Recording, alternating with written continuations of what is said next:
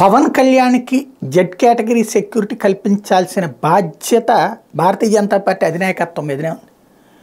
ఇప్పుడు లోకేష్కి Z category security ఇచ్చారు. ఎందుకు?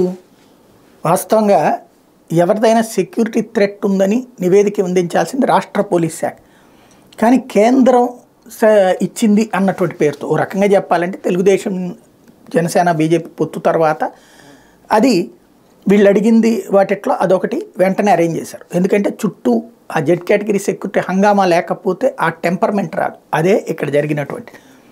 వాస్తవంగా మొదట బీజేపీ మిత్రుడు ఎవరు? పవన్ కళ్యాణ్. 2014 అయినా ఇవాళ మళ్ళీ తెలుగుదేశాన్ని బీజేపీకి దరిచేర్చిన పవన్ కళ్యాణ్.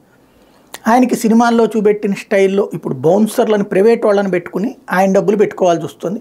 ఒకళ్ళో ఇద్దరు సెక్యూరిటీని ప్రభుత్వం ఇచ్చినట్టుంది. అదే పూర్తి స్థాయిలో జెడ్ కేటగిరీ సెక్యూరిటీ ఆయన కావాలని కోరుకుంటున్నారు.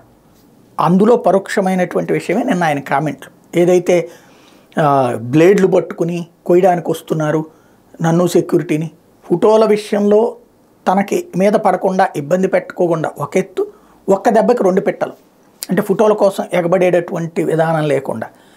రెండవది తనకి సెక్యూరిటీ కావాలన్నటువంటి కోణం.